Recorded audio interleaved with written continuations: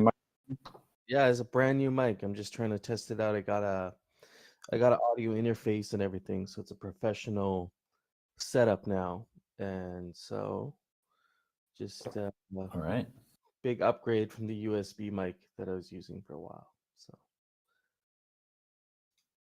No future looking good in the purple, sir. oh yeah, the purple names. That's for the Aavegotchi DAO Foundation, right? Yes. Yeah. I'm not too loud or anything. Do I sound more or less the same than I usually do? No future says you're too low. Sounds fine to me, but maybe you could be a little higher. He's the audio guy, so Yeah. I'll turn it up a little bit here. Test, That's test. a little. Yeah, it's a little high. What do you guys? That's a think? little high. I want to Better? be clipping. Try and Okay. find the sweet spot there. Leave it there. Okay, cool. Excellent. Oh man, those badges look slick. The Dow Foundation director. hmm They precede the ambassador ones, except That was the for consensus. Yeah. oh yeah, okay. I think you must have just switched it around or something because my Callum was red just before. But yeah, okay, cool. Uh, Shout out to Hardcore.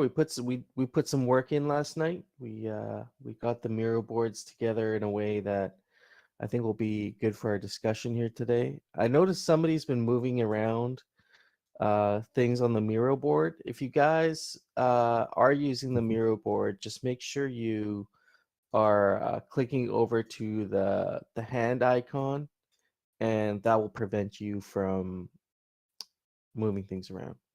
So just something to keep in mind there. I guess we could kick it off, and kind of go through what we're going to be discussing today. A decent amount of things to discuss. GM, everybody. See ZombieShepherd drop the link if you guys want to follow along and see the Miro board. I think that's a good way to be engaged.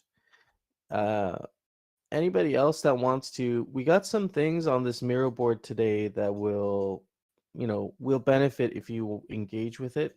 There's like stickies for feedback and stuff. So I'm going to drop this right here. This is our we iterated on this based on everything we discussed last week. We went through and kind of listened to everybody during the call on No Futures recording there, and I read some of the chat comments there and was able to pull things out of that conversation and package them together onto this Miro board. So we'll talk about that today. We got a discussion for eyes because it seems like there's some interest picking up around eyes again. People want to talk about it, so I think it's a good time to discuss that. And then we also have some wearable discussion, some recent launches from the Forge.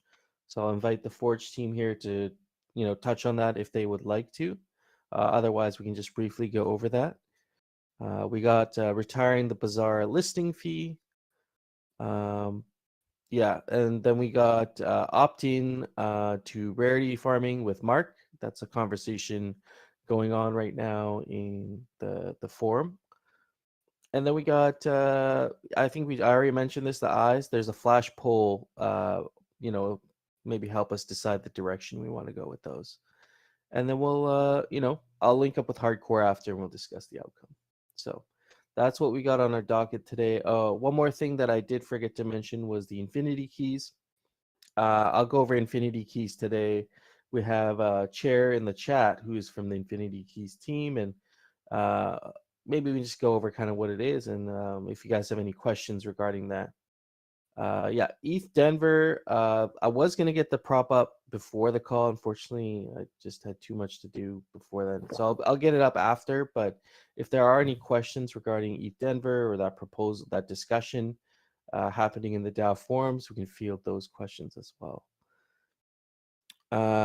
Let's see here.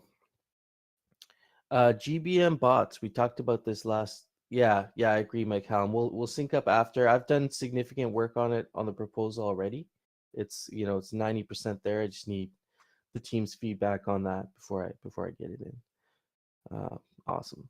So I think a couple things I'll follow up here on with Coder Dan and kind of see what we're going to do with these items, and then we'll get into the main discussion. Sure. So last week we discussed the GBM bots.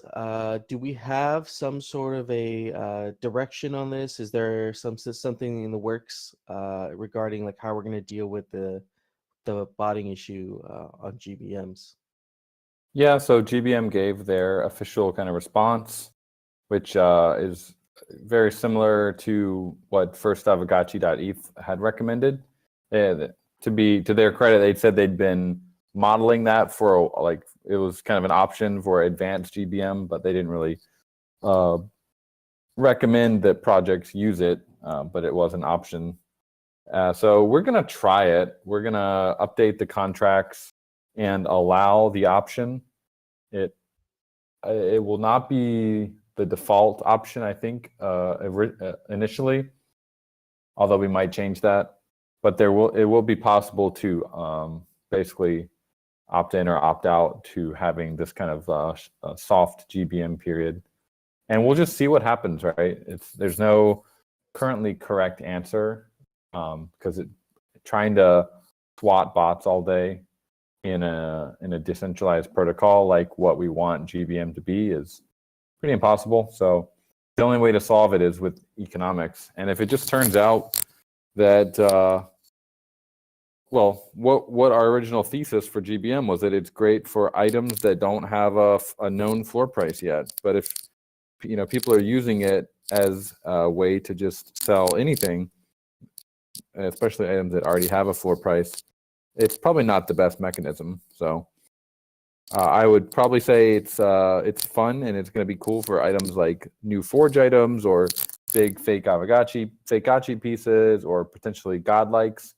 But if you want to use it for like selling a gotchi mug, then it's probably not the option. And we are going to be offering offers sometime this year, hopefully not too much longer on that. That's definitely on the roadmap for the protocol this year. So it might just come to a point where those who want to do auctions for fake gotchis and kind of godlikes would use the GBM, and everyone else will use the other tools like the listings and the offers that we're going to be offering. So Okay. short TLDR is that yes, we are planning to implement the recommended suggestion by GBM team, but it will be optional. Okay. All right. I totally agree with you on that, especially regarding the like discovering of price discovery. I found that, we were discussing this on Block Party with No Future. I think what's happening with the GBM is it's a great way to get liquidity. Like if you just want to get rid of your item right now and you're okay letting it go at a discount because oftentimes it is a discount. And so, the gotchi mug would be discounted maybe 10-20% if you did GBM versus Yeah. Okay, cool. So it sounds like there's something in the works there. Mission and values, that's something we'll get into today. We've iterated on our last discussion, and I think we can keep the ball rolling there. Got a good discussion around that today. VRF roles, second round of VRF role. Are we missing anything in regards to like the discussion portion of this before we move to core prop? Did anybody have any concerns before we move to core prop?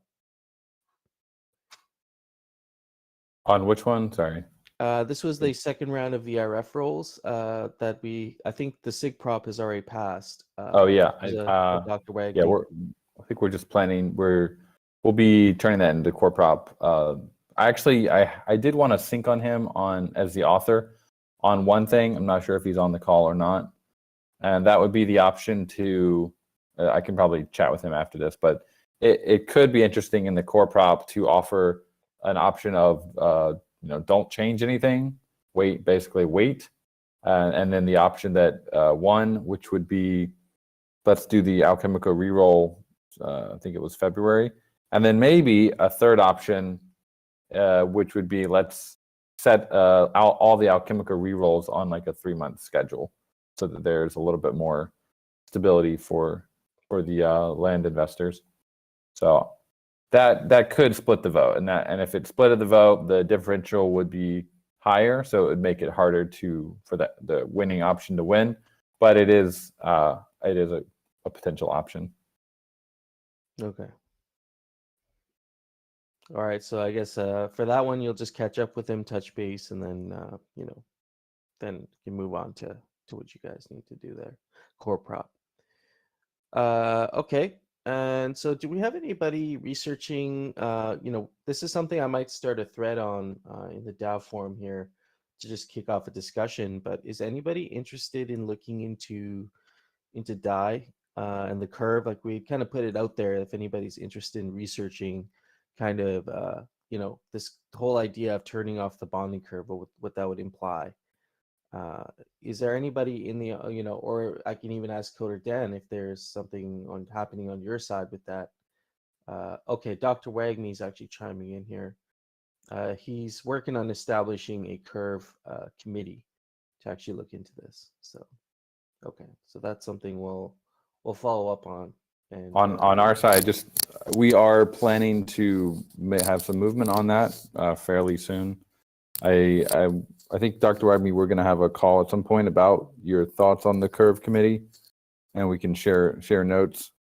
And exactly, we're not quite sure what you want to do with that, so we should probably sync on that. But we think, from our side, we think it's a pretty good time to start getting serious about like making a decision, because on the MakerDAO side, it's really not looking very like it's. There's a lot of FUD on their side. Just recently, there was this vote where they were trying to remove GUSD as a vault from their, because all this potentially bad collateral, if GUSD went to zero, would be a hole in their balance sheet, as we talked about before. And it was, even the founder, Rune, he was basically trying to get the vote to pass. But right at the very last minute, some whale came in and voted to reject it, and it ended up failing. So definitely not a good sign when stuff like that is happening. Yeah. You just don't like to see that kind of stuff. Yeah, Chris Black mentioned it. Chris Black, he's a character for sure, but it seems like that is what happened on chain. The on-chain data doesn't lie. Wow. Okay, that vote looks incredibly close. I'm just looking at it. If I'm interpreting it correctly, it looks like the outcome differential was like by a percent, less than a percent. That's crazy. Yeah. Wow. I don't think we've ever had a vote that close, but wow, that's. I don't know if they have a differential or not, but if this were in our DAO, it would fail just because it would fail to pass the differential. Mm-hmm. Yeah, definitely not a Winklevoss trend. There was someone, I think it was Chris Black or someone else mentioned who they might think it was.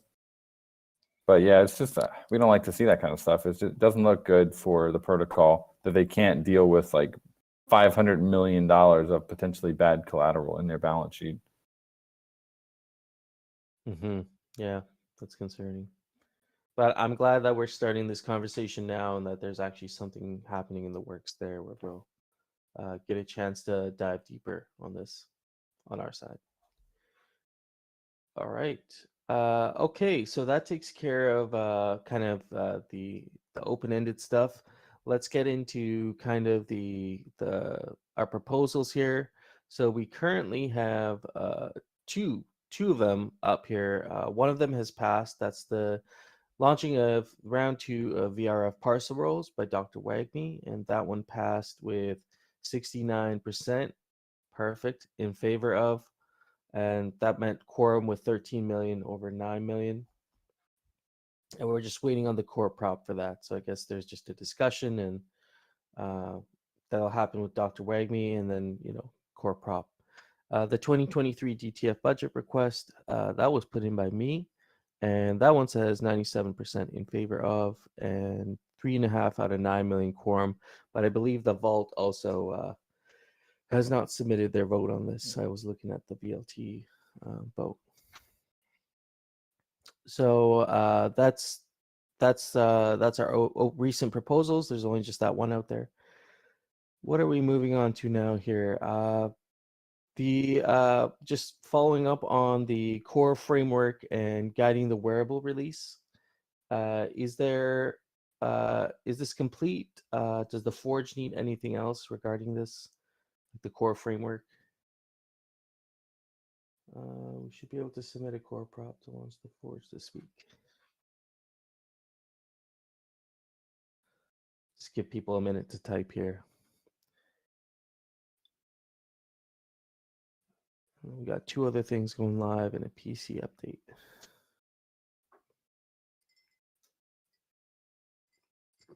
Okay. Wagme says core framework is done. Need to launch need to launch to testnet this week. All right. Here we go. The funding of the Alchemica spending competition. We touched on this yesterday. It sounds like it's going well. Kicked off on the 16th. So we're kind of wrapping up our first week here. Yeah, what are people's experiences? It sounded like it's been going pretty good in terms of how much Alchemica is being spent in the competition. So that's really good to see. Just curious if anybody has anything to say about that. Maybe their experiences if they're in the leaderboard. Anybody in here in the top 50? Is anybody in the top 50 in the audience here? Just curious. I wish the leaderboard would show the ENS name of the address. Could be kind of helpful. Yeah, or if there's some way to tag, like if you could tag your name to your address, so we could see, like you could opt in to have your name on the board. Really? Okay.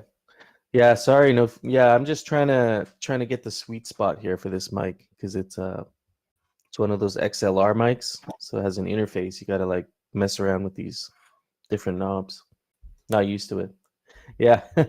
Yeah. Sounds good. All right. Okay. So that's funding the Alchemica spending I can't with some of these comments sometimes. Funding the Alchemica spending competition, that seems to be going well. Let's move on to update the template to require the use of weighted voting. That is now live. I should have used weighted voting for my proposal. That's something we need to just I guess reinforce and make sure that we're all doing that. I get 51 revote election for DAO Foundation directors. We've already talked about this. I guess Pixelcraft just needs to update the 9 directors officially now. And has there been a official like Medium article or a blog article that's going to be coming out for the directors, just saying these are the 9, or is there going to be anything like that? We could do one, yeah. Could be interesting. It's not currently in the works, but if that's something that we'd like to do, yeah. We could also add it to the wiki for if Bowtie Nerd is around. Get that added to the wiki as well. Yeah, that would be nice. Where are we at with the whole DAO Foundation process? Are we kind of a few weeks out from like getting the funds over to their multi-sig, or I guess they'll have to have their inaugural meeting first still yet, right? Before kicking it off, before becoming official, taking custody. Yeah, Ross has been like, we have the comments on the Constitution, and I think he was off last week or something. He was not very responsive, so hopefully this week he'll be around and we can get some answers on the Constitution for those questions. And then once we're pretty happy with it, we'll make a sig prop to ratify it, and then if that sig prop passes, we'll do the core prop. Once core prop passes, we will then go ahead and we'll have everything we need to start the formation process. Okay, awesome. Just reading some comments here. Looks like Choina is saying most of the directors are still working on legal advice around incorporation. So it sounds like the directors are still kind of dealing with their own whatever they need to do as part of this process. So could be a little while, maybe a couple weeks before we transition over to that. Mm-hmm. Awesome. Good to know. All right, moving on to, this was exciting. This was some alpha that was dropped on us this week. These are the official wearable sets designed in collaboration with Pixelcraft and the Forge team. I think Notorious BTC was Oliver Spoon was the main designer here, involved in a lot of these sets, and they all look great. What item types are these? Does anybody from the Forge team want to come up and just touch on these items? If you want, I can get you up here. Here, let's get Dr. Wagme up on stage. Hey, good morning. Good morning. Hey, not too much to touch on other than I think they look pretty cool, and they did a good job. Oliver did 3 of the sets, and Zbot did the other 2. I will, here in a second, once I get my computer pulled up and chat, absolutely. I'll put our document that has the whole overview of the Forge. This will be what's kind of included in the core prop, and there will be the wearables and all their traits and everything. That way everybody knows what wearables are coming. And any questions about it or anything you're hoping I'd cover specifically? No, we had a panel up here. I thought, if you did have anything to say about it, but nothing specific, no. If anybody in the chat here has questions, please drop them. But I'm just really excited about these sets. All of them look so great. Like, you guys killed it, honestly. I appreciate the feedback. They did a good job for sure. We've been getting a little bit of feedback that it was hard to keep up on everything with the Forge. So if you guys have feedback on how we could do better, like what we could have done better from a transparency standpoint or keeping the community updated, please let us know. We appreciate the feedback. Yeah, absolutely.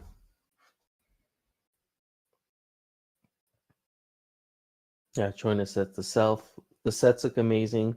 Oh, Zerk, any alpha on geodes? I actually kind of had that question too. Yeah, it's fun to sneak that in there. Basically, the alpha on geodes is that when you smelt, you'll get a geode every time you smelt, and the geodes give you a VRF chance at a prize, and the prizes will be the legendary schematics, the 200 legendaries.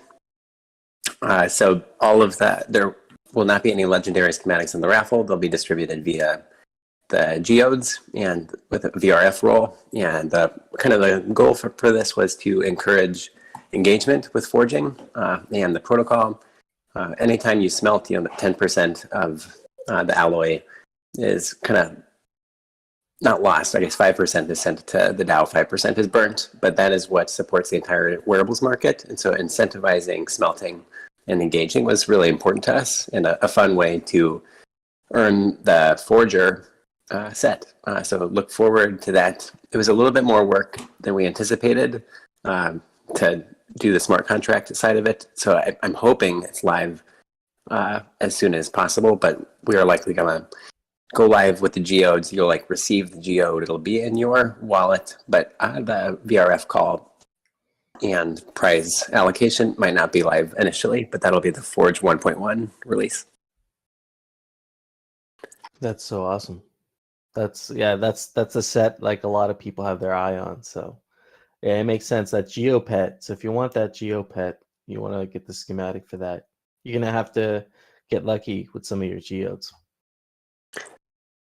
For sure. And I can, here in a second, I'll put in the odds of winning for each geode level. There'll be 6 different levels of geodes from a common. If you smelt a common, you get a common geode. If you smelt a godlike, you get a godlike geode. And that gives you different odds of winning the potential prize. And for this prize pool, it'll be just legendaries. But you can imagine in the future, we can put lots of different prizes available in the pool. This could be a really fun way to distribute schematics in the future or other things that we want to get in the hands of the community. Yeah, I've always been a huge fan of having RNG elements as part of any gaming experience. So that's great. It's perfect. It looks like let's see. Crypto Green is asking, how can you turn a mythical into a godlike? Can you do that? You'll require a few things to do that, right? I mean, you need the I think the blog post that you guys recently put out kind of outlines some of this. Yeah, I don't want to get too deep into the Forge. We've tried pretty hard to have some like educational strategies out there. Like Gotchi Farming just put out a video, and I did an interview with them that outlines the Forge, and then the blog posts help explain it. But the quick and dirty is you would need to smelt about 5 mythicals or 1,400 commons to get the alloy, and then you would need to buy the godlike core either from the upcoming GBM or from the bazaar. And then you would need to acquire a godlike schematic either from the bazaar, the upcoming GBM, or the upcoming raffle, where 40% of the available godlikes, the new ones, will be available via raffle. So you need the alloy, the core, and the schematic. And then for godlike, you need 1,000 essence, which is the essence of 1 gotchi. So you would need all those things to forge godlike. And it's supposed to be hard. We want to really protect godlikes and make a godlike feel like a godlike, but at least there's a path now to do that. And yeah. I think we'll probably see a whole bunch of mythicals smelted and taken off the market as a couple people attempt that. Awesome. All right, yeah. Doesn't seem like anybody else has any other burning questions right now, but I appreciate you kind of going through these sets here with us, and looking forward to forging some of these. I've been looking at the nail gun. That's kind of the Keck nail gun is pretty cool. So I'll be trying to get my hands on that.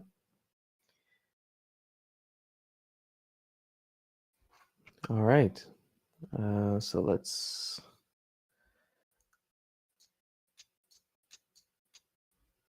move on here.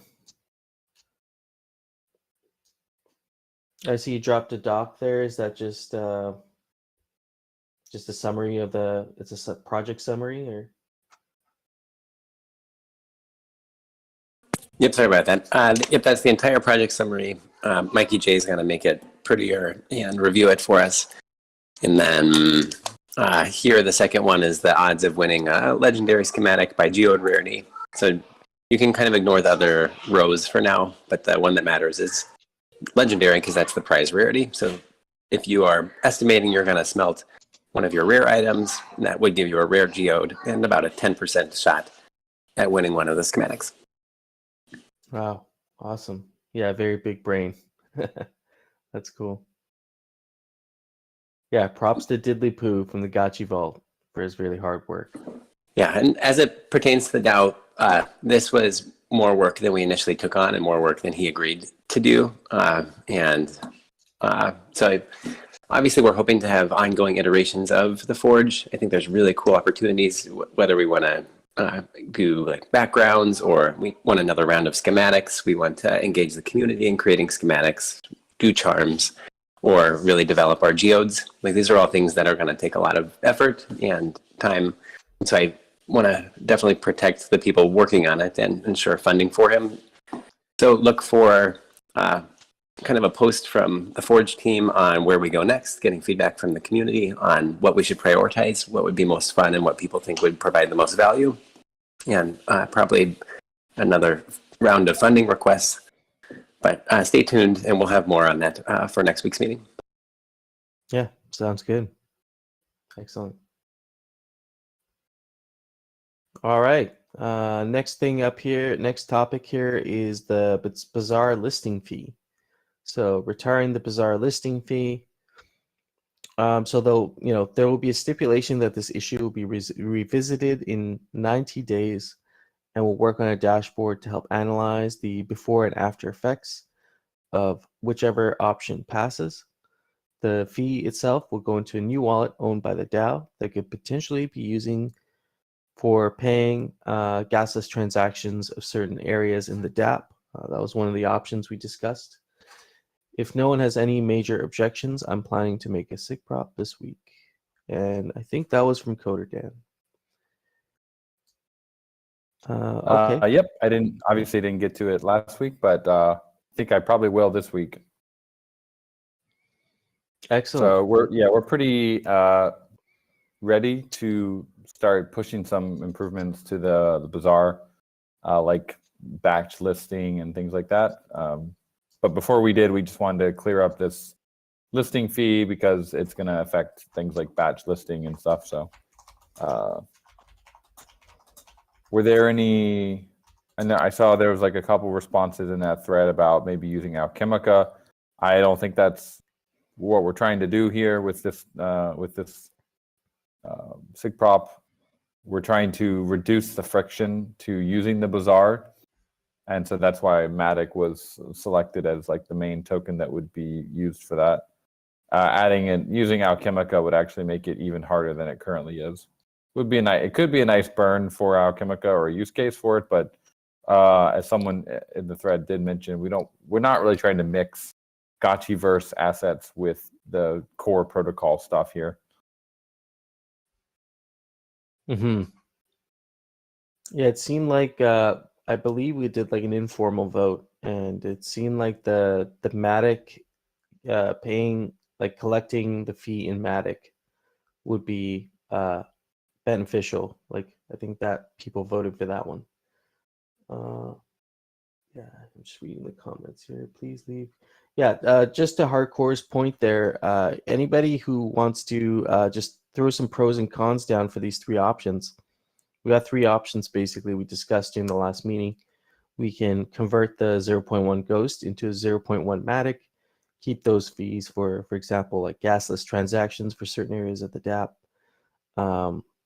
Or, a combination of option one and a fee is only charged for delisting and not the initial listing. And so that would allow people who are maybe not frequent traders to still be able to list their item up, but then delisting would be charged. And so if you're trading frequently, there would be some sort of a fee for listing and delisting. And then third option is to remove the fee completely. So I believe the Matic option was the most popular option last time, but of course, I always have to remember that these meetings are not, they don't represent the whole DAO. So, I think we have 42 people in here. Some of the, for example, if we look at option one, I think there were some arguments that having a fee, like a 0.1 Matic fee, makes it harder to list cheaper items because you're losing more of the potential profit you'd be making. So like a ticket or like a very cheap fake gotchi. I don't think we've seen any fake gotchis under under $1 yet, but maybe we will in the future. Who knows? So it kind of disincentivizes listing those assets. Although with tickets, I mean, we do have a minimum that I think you have to have one ghost worth of items or something. So you're going to be listing tickets in batch anyway. Yeah. So that's one of the cons, I guess. The option one, we're not really changing anything except for which token is being used, and we're making it easier because anyone on Polygon is going to have a little bit of Matic. So that's what I like about it.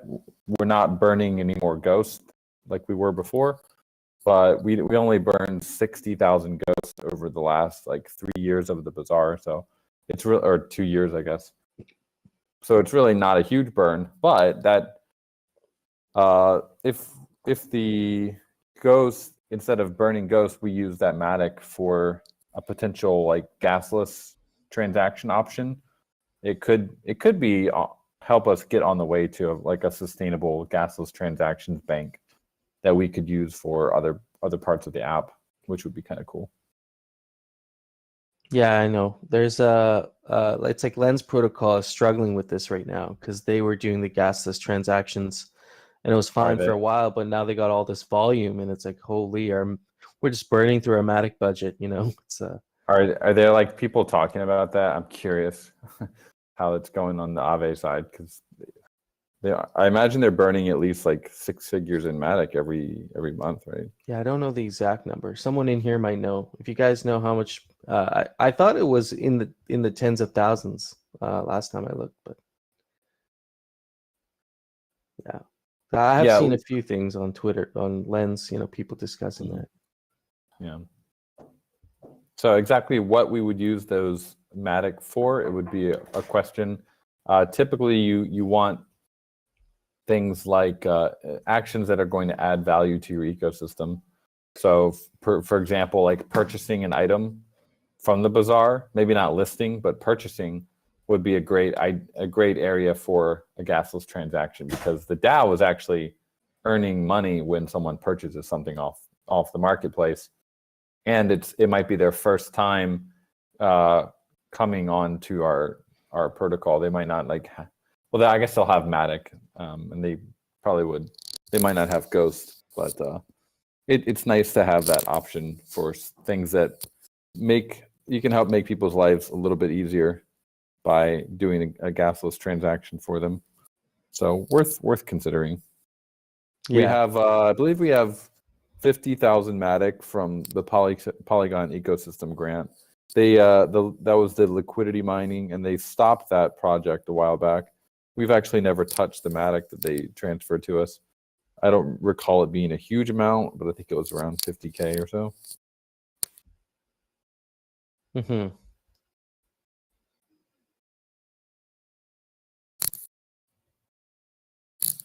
Yeah. Okay. And so, did we already have a sig prop for this? I can't remember. Not Are we yet. still? Yeah, not yet. Okay, so that would be the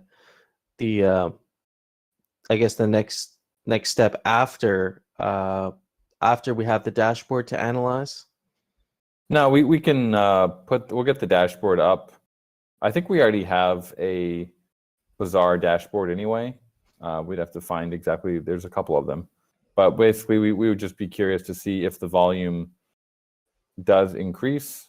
It's a little bit hard to isolate what's happening in the larger market with it could just be a coincidence that the market is turning up again and we get more Bazaar trading. So a bit difficult to isolate that, but it could be. There might be like an indicator that there's more trading happening. I would expect to see that happen the most if we went with option 3, which is just removing the fee completely.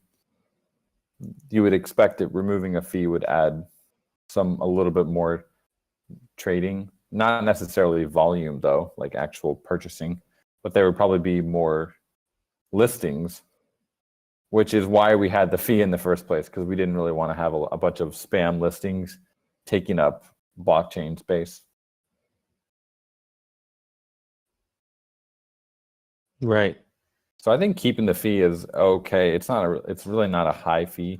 It does add up over time, but it's really just kind of trying to respect the Polygon blockchain in a way and saying, like, if you're actually serious about selling this item, you can probably pay 0.1 Matic to list it. Otherwise, you're going to have tons of bots auto like changing their listings every couple seconds, and you're just kind of adding traffic to the Polygon network without really adding much value. Yeah, I think that's the core issue there that we're trying to address. And so on the options, I could kind of honestly I could take any one of these options, but maybe to me the Matic one sounds like the most appealing. Just maybe gives us that opportunity to use that for lowering that, just making a better first user experience. Mm-hmm. Maybe we can, if that's the option that wins, we can discuss what that could look like, what we might want to use that for. Yep. All right. Okay. And so we'll follow up on that, and maybe we can move on to the next here. Let's see. Opt in for rarity farming. This was a post that was created recently in the forum by by Mark. And so it goes, to avoid DAO funds being wasted on inactive gotchis, I propose to only send rarity farming rewards to addresses that have opted in.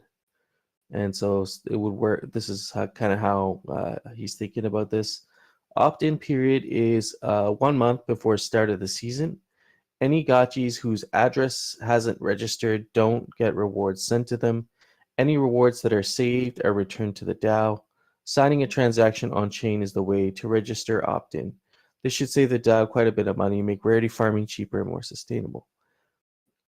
What do we think about this? It's a spicy proposal. Well, It's spicy. It's a spicy proposal.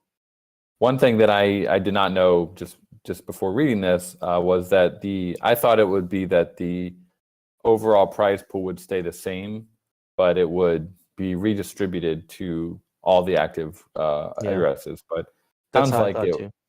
Yeah, it sounds like if you don't register, your rewards are just not going to get sent to you, which is actually going to help save the DAO some funds. Yeah, I always thought of rarity farming as like a festival because that was the time, historically when we did rarity farming is when we would do like XP events or we would do, the actual rarity farming celebrations themselves. We'd have the meetups, right? Every 2 weeks. We'd kind of celebrate the leaderboard a bit and see where everyone's at. And so if it is kind of like a festival, like you're going to have to sign in at the gate, right? You just don't walk in. You have to sign up for the thing. And so it kind of makes sense to me in a way, like, it's just very passive otherwise. And if rarity farming, the point of it is to kind of engage with your assets, then maybe it does make sense to at least, I think you could at least sign a transaction, even if you're not going to pull the ghost out and just say, hey, I'm here, my Aavegotchis are here. I'm still like, I'm alive, basically. I don't know, but just to have a indicator out there that you're interested in participating in this, I don't think is a bad idea. Kind of let's see what people are saying here. What do you guys think about this idea of opting in for rarity farming? I see. I'm going to read some of the pros. So pros saves about 20% in Ghost. So that I wouldn't say that's totally accurate. That number is for all 4 seasons, I believe, not one season. That 344,000 Ghost. Okay. That's kind of so I don't think it's actually that much. Now that could be from the last season. We could assume that all the previous seasons had all the ghosts pulled out, and what's remaining was from season 4, but that's probably incorrect. Okay. I mean, I thought I remember hearing 17,000 gotchis still have ghost in them, but I could be I could be wrong. I'm not sure how accurate that number is. Some other pros, it does incentivize engagement because we'll know who's actually engaging with their assets. And then de facto test of user activity levels. Yeah, I don't know how, like, to what degree we could know how active the user is just by them signing the transaction, but at least we would know that minimum level of engagement that they're, what I think about here is the guy who lost his gotchis or, maybe lost his seed phrase and the gotchis just sitting there. Who knows how many are out there like this, but let's say there's, some gotchis out there that'll never be touched again for whatever reason because they, the wallet got lost, they got stolen or whatever. Those gotchis are going to continue receiving ghost, even though that ghost is never going to get pulled out. And so I think the signing of the transaction is just a way of saying, I'm still in contact with my assets. I still own these assets and I'm ready for rarity farming. So I don't think it's beyond that. I don't think it's, a big deal. But that's just my opinion. The cons, someone said it feels a bit icky. If anybody else wants to provide more context on that, that would be good. Yeah, the Rye-stone gotchis. It's like the Rye-stone at the bottom of the ocean, but people are still using it somehow. as a collateral. This guy, oh my god, this one has 16,000 ghosts in it.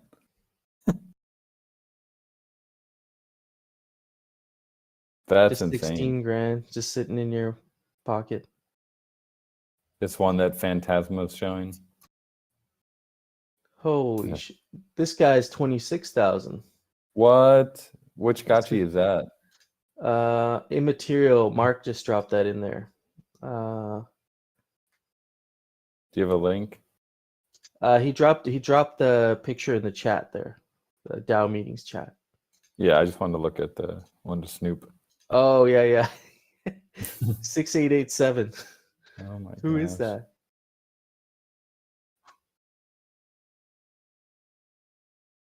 Resentful 23 months ago was the last pet. Oh man. He's got Clumsier and Sergey, two gachis. Got the So mythical two gachi. Sergey set and the Vitalik set. Yeah.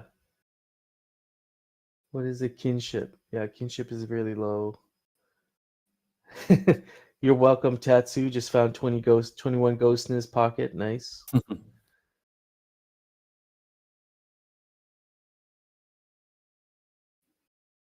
Yeah. I don't know. What do we think about that? Do we want people signing in for rarity farming?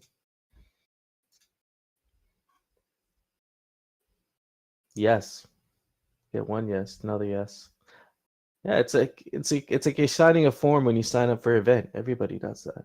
You just sign it. You're like, I'm in. Either you're in or you're not. But I guess what is your take on, what should be done with someone who doesn't sign in? Do you think it's a good idea just return it back to the DAO? Or I kind of like your idea of maybe there's a certain percentage that goes back into the everybody else's pool.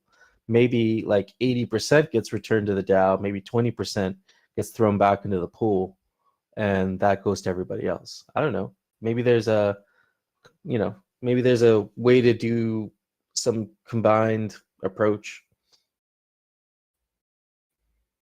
Just keep it in the pool, saying.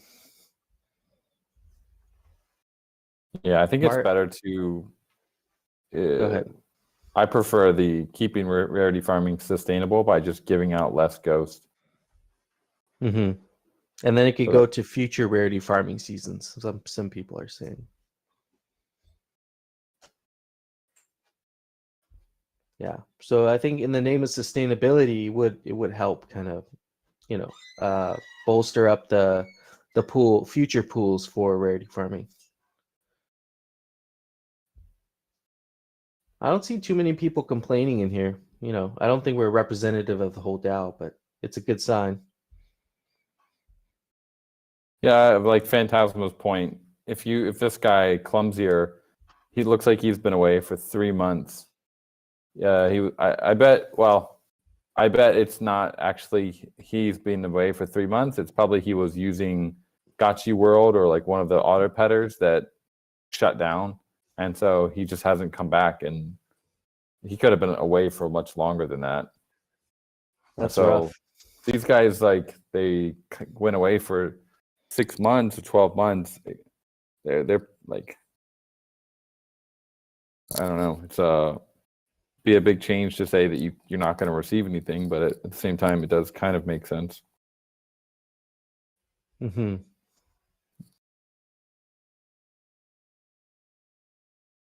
But we could, someone could check on chain for these gotchis that aren't being pet anymore.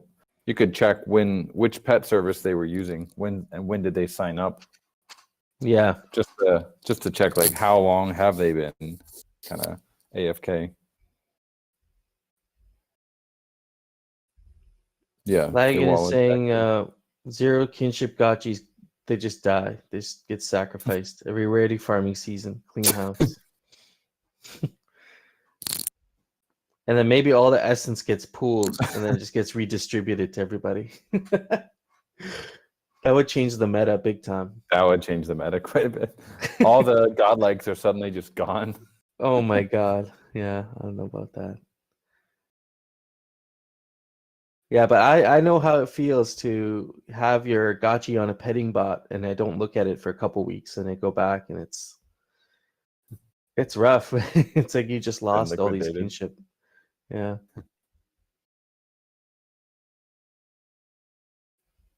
Yeah, okay. I think we may be on to something here.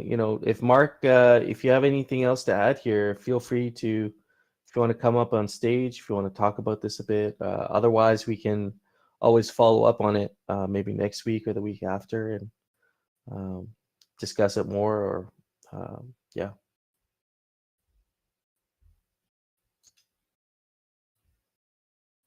What about this season? That's a good question. Do you think, in your guys' opinion, it's a little too late to implement for this season, which I think we want to kick this off pretty soon? Or do you think this is something we're maybe waiting for the next? How do y'all feel about this? I don't think we could do this for this season. Yeah, it seems a little close. Yeah, I mean, Aavegotchi is a game, right? At the end of the day, it's a game. If you don't play the game, you walk away for 6 months. It's like, well, the game is still being played. It's just you're not active in it. So we should, if we're changing the rules of the game, we do need to make sure there's plenty of lead time on that for people. Well, also, it's like, how do you lose rarity farming? Is there a way we've thought of losing rarity farming? If this is a game, there should be a way to lose, right? Right. And so, maybe the loss is just a really low bar. If you don't even sign up, then you kind of lost that round of rarity farming. So, yeah. Do you think for check-ins, do you think we would just want like one check-in at the start of the rarity farming season, or do you think it would be good to have like a check-in for each round? Every 2 weeks you're checking in. I think just the season's probably okay. Yeah, like a sign up. Mm-hmm. Okay. Soju saying, yeah, might make passive people feel rug if we do too quick. Need plenty of PSA time. So, kind of like the same idea with turning off friends. We gave them enough time for people to know about it. It's like a couple months. So, yeah. All right. Let's move on to the next one here. This is Infinity Keys. Infinity Keys, they are actually Gotchi Gang. That's Chair and some of his team. They're putting together a proposal to the DAO to create a Aavegotchi kind of questing game, sort of like a treasure hunt, and be co-sponsored by the guild, MSG Guild.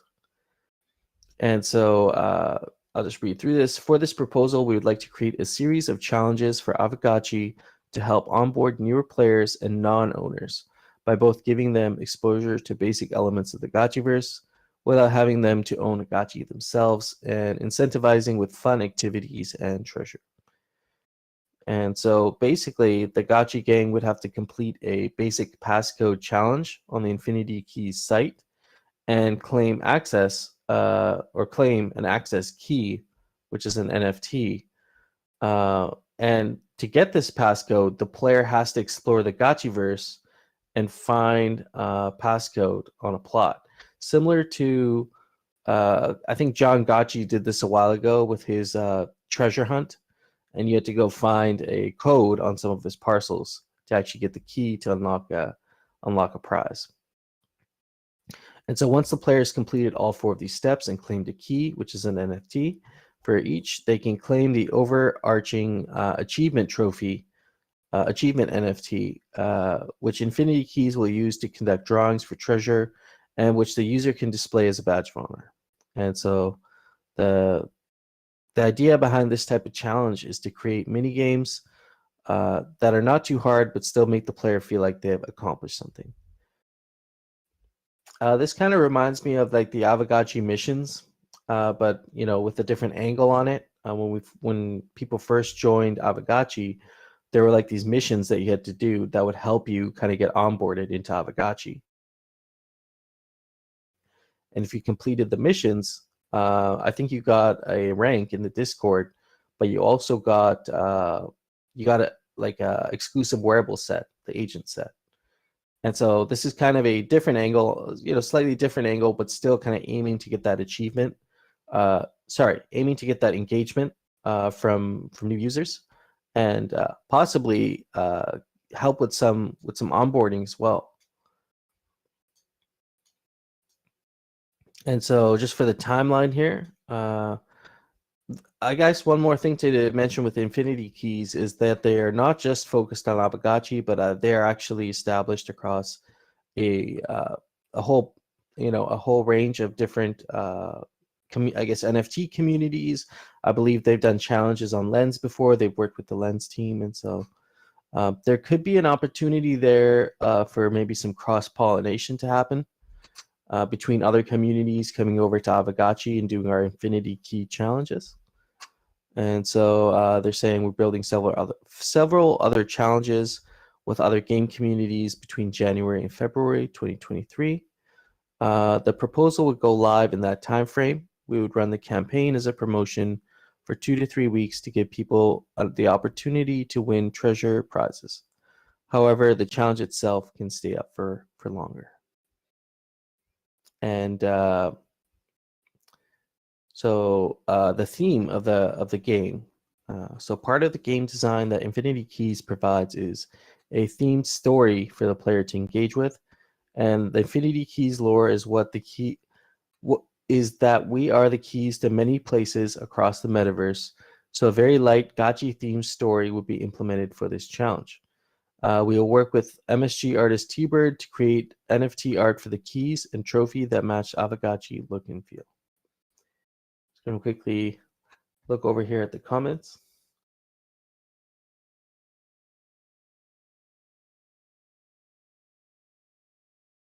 If we talk about the specific ask here, yeah, they're asking for 7,600, I guess, USD worth of Ghost, 4,600 for the pack, 2,000. I don't totally get the 2,000 for treasure disbursement. The additional overhead costs for Infinity Keys to manage treasure distribution. And then tickets, Ghost, and fake Gotchi cards. And the actual treasure that's being distributed, I guess. Mm-hmm. So Chair is saying essentially the ask is funding for a bit of funding for prizes and winners. Treasure is prizes for winners. So would the treasure be like just straight Ghost, or would something be like would you be taking that Ghost and purchasing like items, for example, with it? So open to discussion on that.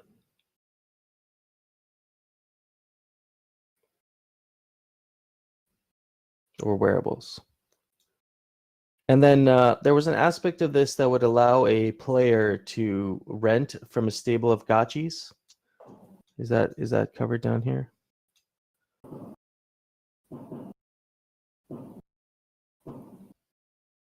Yeah, Coder Dan's asking, what is the process of treasure distribution, and what is, why does it need 2,000 Ghost? And what are we actually getting for the 4,600? Sorry, I haven't explored the protocol too much. But like maybe there's a list of deliverables that you'd say, here's what you're getting for this 4,600. Here's also just some metrics on like partnerships you've done before. How do they do? I'm kind of comparing this to like a rabbit hole kind of thing, which we are on their radar to possibly do something with. But it'd be cool to see the activation rate and for previous campaigns you've done. I view this as like a marketing campaign. Oh yeah, 100%. I think what we should do is get the some previous examples of maybe some successful campaigns, and that would be a good indicator of like how this would go here with Aavegotchi. But I do think it's an interesting proposal. Could be interesting with onboarding, depending on the engagement with other communities right now. And so, interested to hear more about Infinity Keys.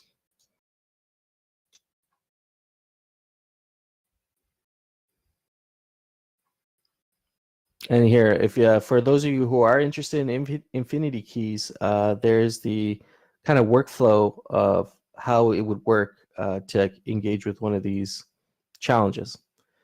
And so you get the pack.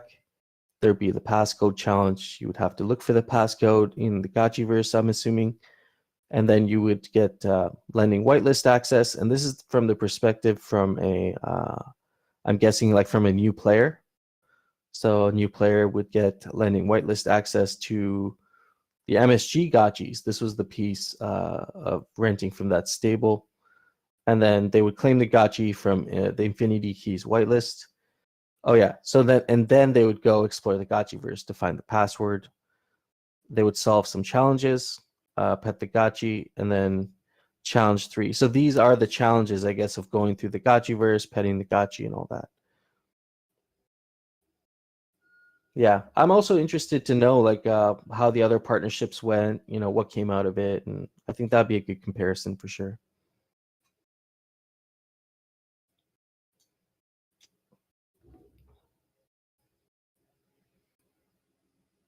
Chair, do you have links to Infinity Keys you could drop here for anybody who's interested in kind of? I think you do have some packs up there right now that people could play around with just to get an idea of what this could look like. So that could be good to get that out there. Okay, sounds good.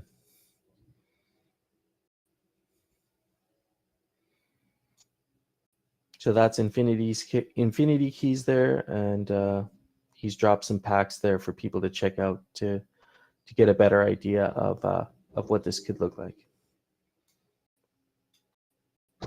Oh, Esmeralda has an interesting comment there. Infinity Key is a cartridge requirement.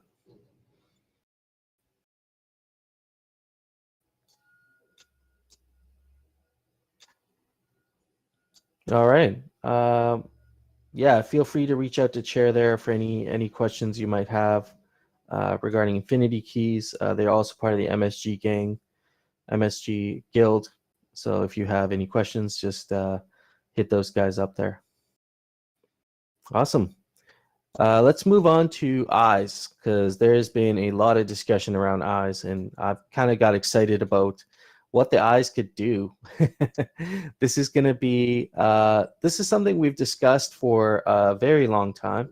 There's a whole mural board dedicated just to eyes, but Hardcore directed me to a recent conversation that was happening in DAO discussions, and it was getting not heated, but it was just a really engaging discussion around eyes.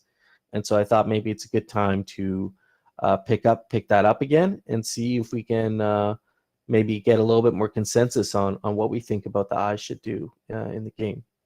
Should we create an actual like DAO forum post based on yesterday's conversation about retooling the Discord server? I'm trying to warm myself to the idea of putting everything in forums.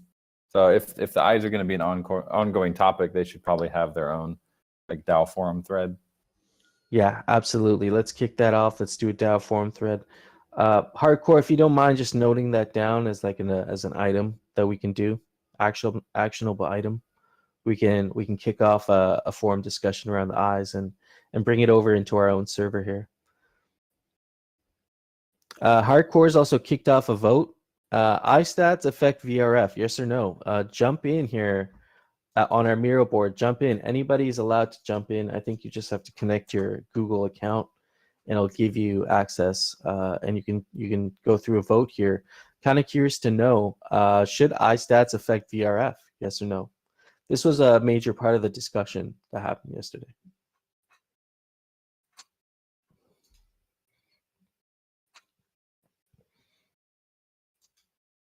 And so to vote, if you guys are looking at my screen, to vote, you're basically just clicking on either yes or no. At the bottom right-hand corner, there's a plus sign, and you can cast your one vote. And so far, we got 4 people who voted.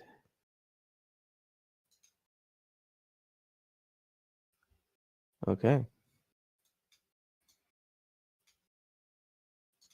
Not sure. Does it share the verdict with you? What do we think about eye stats affecting VRF? And which specific eye traits are we thinking? Are we thinking eye color, eye shape, or both?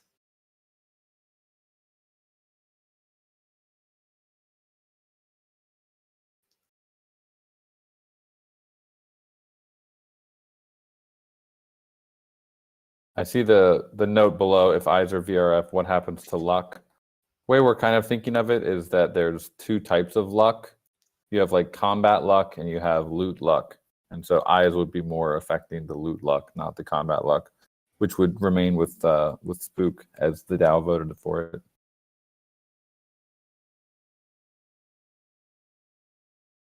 Yeah, I feel like the eyes should do something, because this was the other part of our conversation we had earlier. Was should the eyes do anything at all? Are the eyes like a I can't remember how you described it, like a Bevlin good? It's like just the fact that you have the double mythicals is the flex. Like that's the value. How do we see that value getting impacted if we were to say the double mythical eyes are now, they'll give you this most OP VRF rolls? Like, is that going to significantly impact that specific eye trait? Really, like, is that going to strongly impact that eye trait and then be a negative consequence for everything else that's not that? Or do we see there not being a major change and double mythicals will just be valued as double mythicals and the rest valued as what they are in relation to what their VRF chances would be?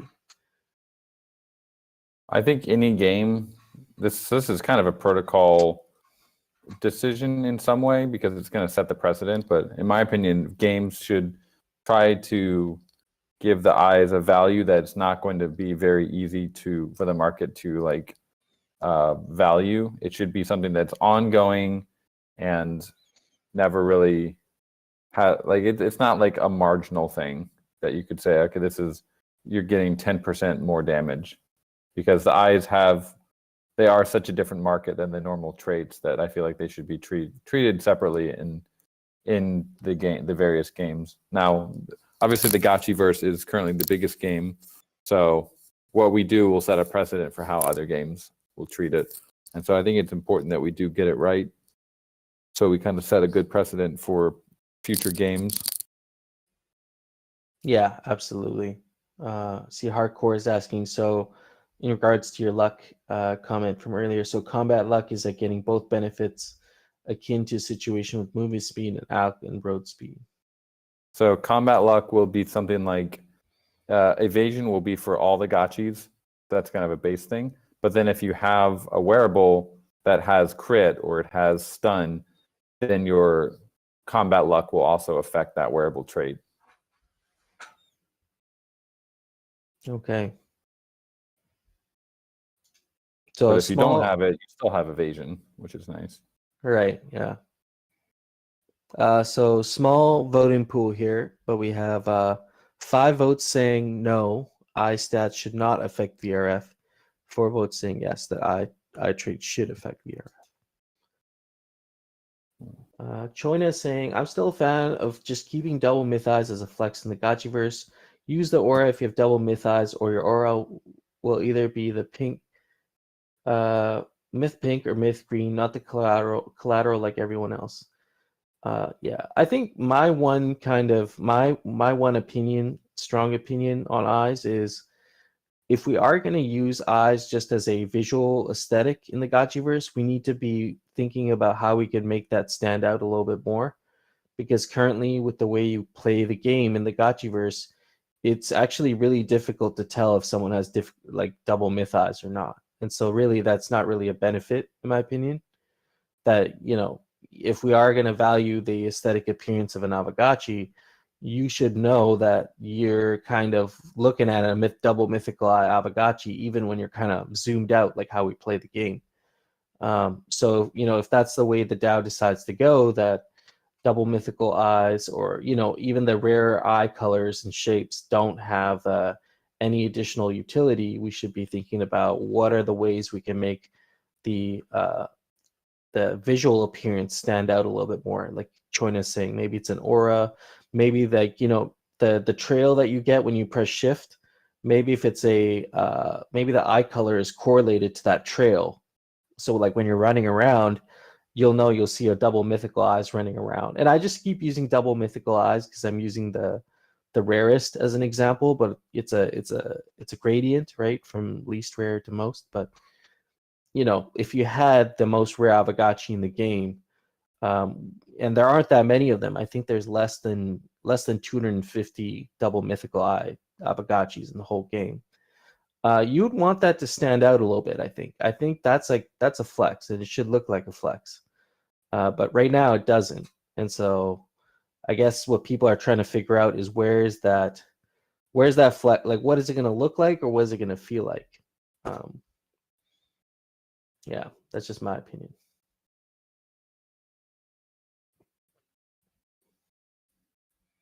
Should having high energy and aggressive? Yeah, I mean, it is. I would argue that is a flex, though, if you have high energy and aggressiveness, because that will become obvious in the arena, right? And I'm sure at some point, you guys at Pixelcraft will probably introduce some way where you can actually look at a Gotchi's traits by like clicking on it, right? There should be, yeah. So I would argue that the current traits, when they're arranged in specific ways, are a flex. It's just not that obvious because the UI doesn't show you what their exact traits are. But like in most games, like the most OP characters, you'll know that they are OP characters, either like aesthetically or by something they do in terms of utility. I'm just gonna read some of the comments here. Double mythical eyes have a glow under the Gotchi. That would be cool. Yeah. Like neon lights. Action is saying, it's so weird having the eye trait numbers display alongside the other 4 traits if they are truly different. If it's only a flex, it should be removed from the trait stats somehow and just leave visually. Yeah, I guess, you know, I mean, that's a good point. I think the reason why the eye traits were even included as part of the trait set is because there was some anticipation in the future that they might be used for something, right? I mean, there wasn't really anything specifically mentioned like in the white paper or anything, but I'd imagine if the trait set's there, it's, you know, it's for us to assume that we can do something with it. Choina is replying to Action. I see your point, but I wasn't even thinking Gotchiverse when looking at the traits. It didn't exist. For me, it was just about the overall BRS.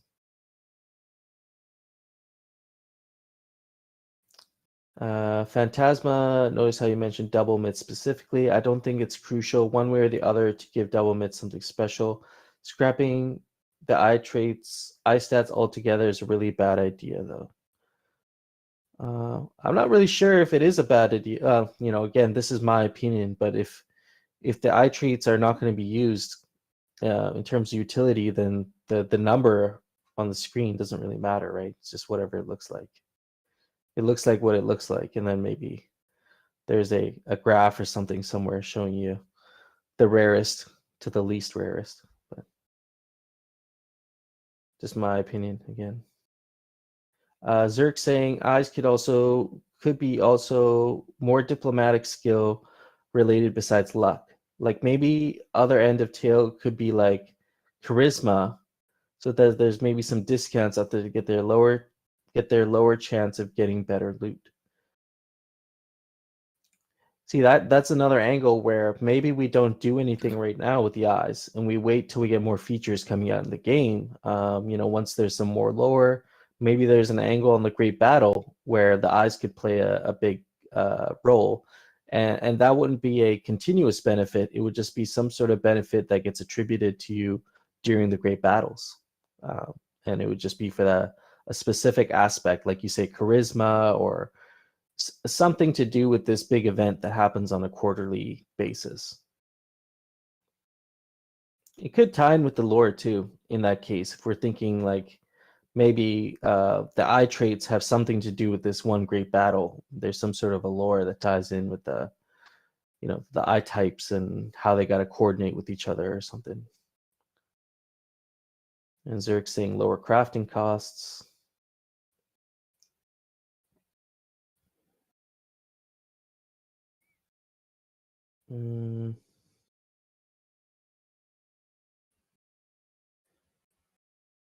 True, Gotchi Glow.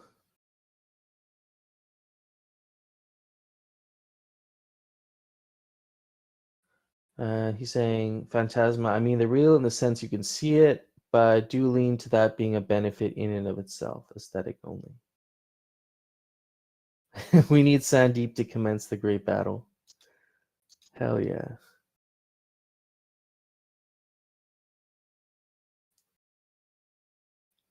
No one said there'd be anything special about double myths. Just speculation. Eye traits should definitely do something though. I mean, let's remove double myths out of this equation completely then. I mean, because there aren't that many of them, right? We can all agree that there's 250 double mythical eyes. That doesn't represent a large portion of the Aavegotchi pool. So if we remove double myth eyes from the equation, what should, aside from the most OP version, what should the eyes be doing? Should they just be aesthetic? Because I mean, to me, like everybody's just focused on the double mythical, but if you look at like rare eyes and common, a lot of people don't care like between rare eyes and common. Even the market doesn't value them any higher. Like you'll see rare eyes on the floor, you'll see like uncommon eyes on the floor right beside commons. So the market doesn't seem to value anything below double mythical differently. Being double mythical eyes is, yeah, I agree, Umami. It's a kind of like a statistical proof in a way.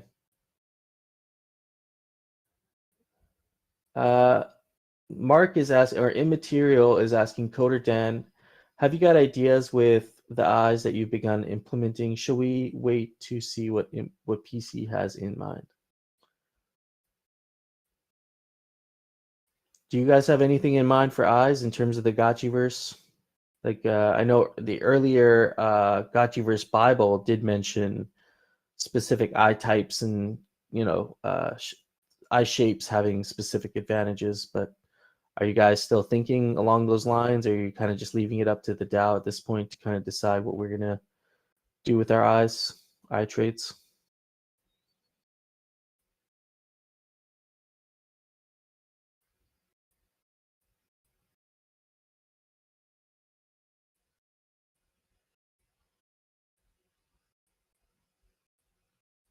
Yeah, so like I mentioned, we're leaning towards vision range and loot modifier.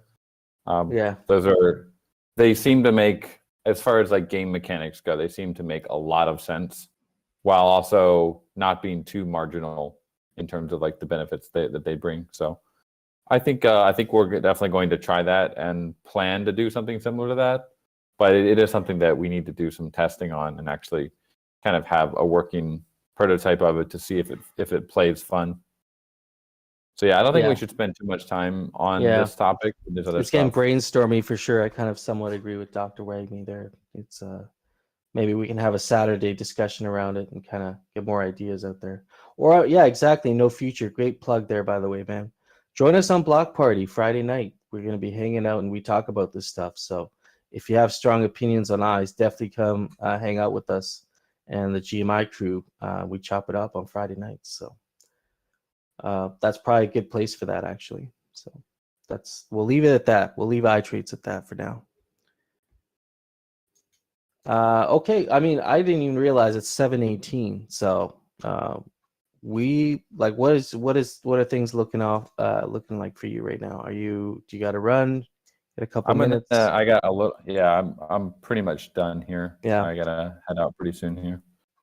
Okay, no problem there. I think we covered pretty much the main discussions of what we had here today.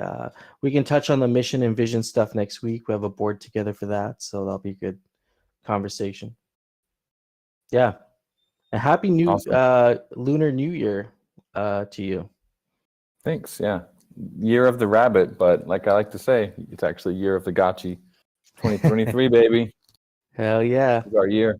What year is it in the Chinese New Year? What year did you The guys rabbit. do?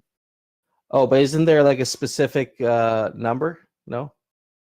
I guess it's just year of the rabbit. Yeah. Number.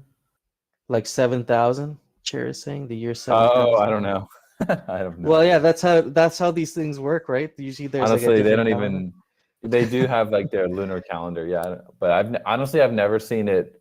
I've never heard anyone actually reference it in like oral conversation here in China. Nobody's like, what- oh, hey, it's year 7,010. No, Oh, no? Okay. All right. it's on. Maybe They that's do have just like me. this like mega calendar with all the lunar